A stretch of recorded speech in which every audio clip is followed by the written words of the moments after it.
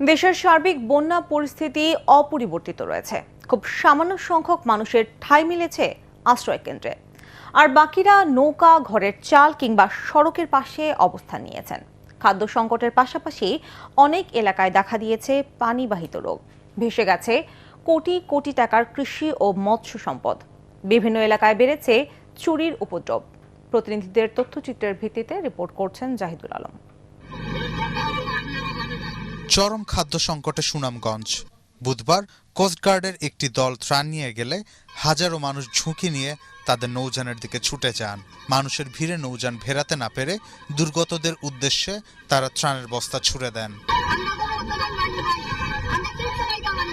আমরা যেভাবে ত্রাণ দিচ্ছি তার চেয়ে প্রত্যাশী জনগণের, অসহায় জনগণের পরিমাণ অনেক বেশি। 80 লক্ষ টাকা আমরা বিতরণ করেছি। আমাদের হাতে এখনো আরো 50 লক্ষ টাকা মজুদ আছে। সিলেট ও সুনামগঞ্জের বন্যার পানি কালনী এবং কুশিয়ারা দিয়ে নামছে হবিগঞ্জে। অন্যদিকে জেলার ভাটি এলাকা দিয়ে প্রবাহিত মেঘনা নদীর পানি বেড়েই চলেছে। ফলে পানিবন্দী অন্তত 7.5 লাখ মানুষ। এরকম আশ্রয় কেন্দ্রের বাইরে যদি আমরা বলি যে তাতে প্রায় 5-7 লক্ষ মানুষ হবে সব মিলিয়ে। নেত্রকোনার কলমাকান্দা ও দুর্গাপুর উপজেলার বিভিন্ন ইউনিয়ন থেকে পানি নামছে। খালিয়াজুড়ি, মদন এবং মোহনগঞ্জ উপজেলায় বন্যার পানি নামেনি। জেলা মৎস্য অধিদপ্তর জানায়, বন্যায় প্রায় 26,500 পুকুর ডুবে ভেসে গেছে প্রায় 12 কোটি টাকার মাছ। লালমনিরহাটে বন্যা পরিস্থিতি অপরিবর্তিত রয়েছে। তিস্তা ও ধরলার পানি কিছুটা কমেছে। আরও 2-1 দিন এ অবস্থা চলতে থাকলে পানি নেমে যাবে বলে আশা করছেন বানভাসীরা। কুড়িগ্রামে নদ নদীর পানি কিছুটা কমলেও ডুবে আছে নিম্নাঞ্চলের গ্রামগুলো। 1 সপ্তাহেরও বেশি সময় ধরে বিভিন্ন ফসল পানির নিচে থাকায় তা নষ্ট হওয়ার আশঙ্কা করছেন চরের মানুষ। অপরিবর্তিত রয়েছে গাইবান্ধায় বন্যা পরিস্থিতি। 4 উপজেলার অন্তত 50,000 মানুষ এখনো পানিবন্দী। অনেকেরই একবেলার আহার জুটছে না।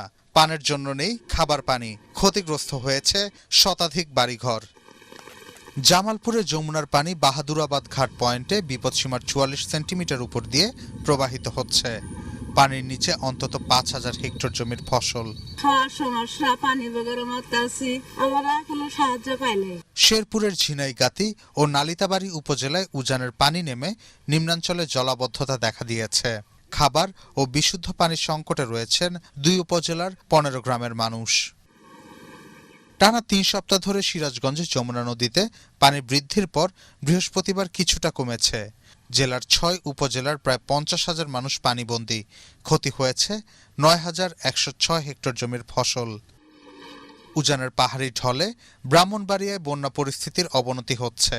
মেঘনা ও তিতাস নদীর পানি বেড়ে জেলায় 4 উপজেলার অর্ধলক্ষাধিক মানুষ পানিবন্দী। খোলা হয়েছে 120টি আশ্রয় কেন্দ্র। Bureau report, ATN Bangla.